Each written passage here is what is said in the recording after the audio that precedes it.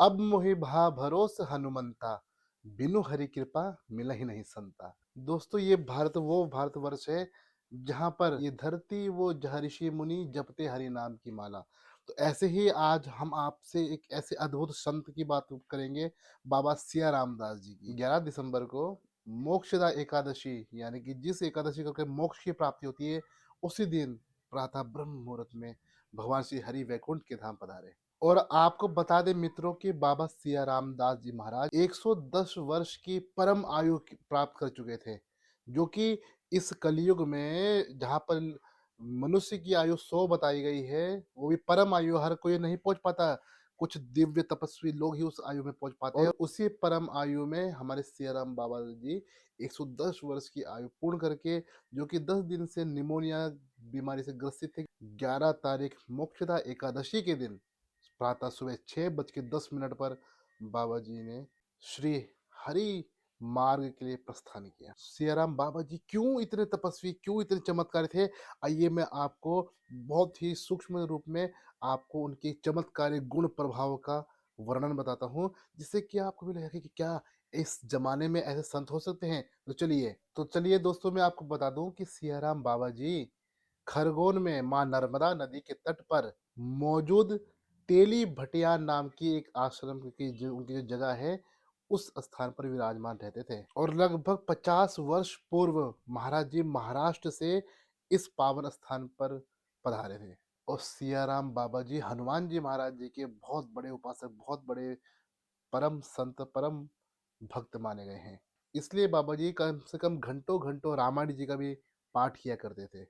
और महाराज जी का नाम सिया राम बाबा पड़ा कैसे? आइए दोस्तों, मैं बहुत आपको एक रोचक बात बताता हूँ। बताया जाता है कि 1955 में महाराज जी इस क्षेत्र पर पधारे थे। इसके बाद उन्होंने 12 वर्ष तक एक पैर पे खड़े होकर दोस्तों मौन समाधि, मौन साधना उन्होंने करी है महाराज जी ने।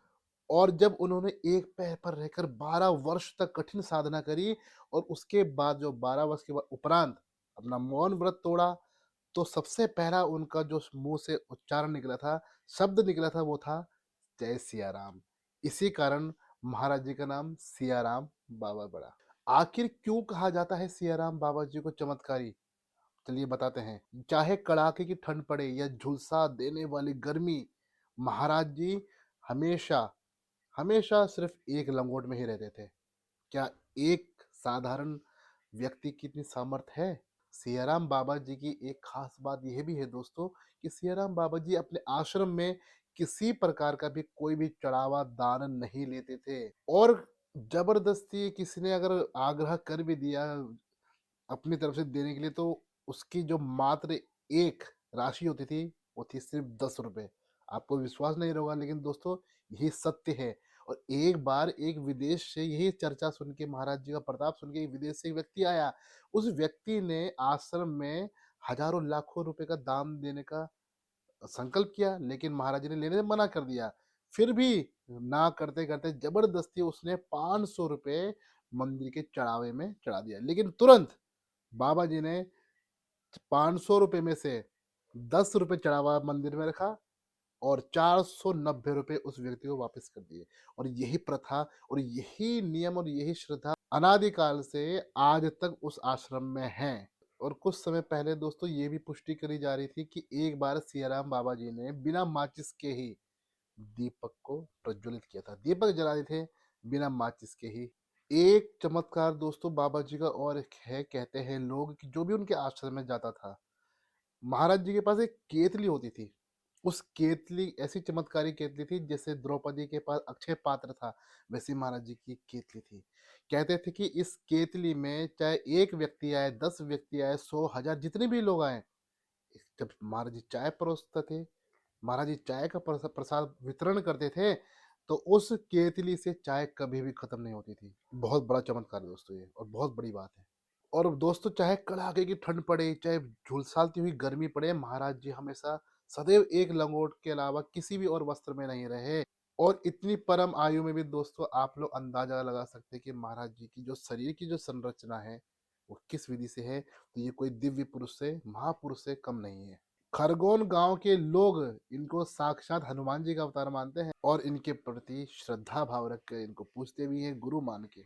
सियाराम बाबा जी का पूरा समय खरगोन में जो हनुमान जी का मंदिर है इनके आश्रम में, उन्हीं की सेवा में पूरा समय बीतता है। और इस आयु तक दोस्तों 110 आयु तक महाराज जी कम से कम रोज 17 से 18 घंटे रामायण जी का, श्री रामचरितमानस का पाठ करते थे।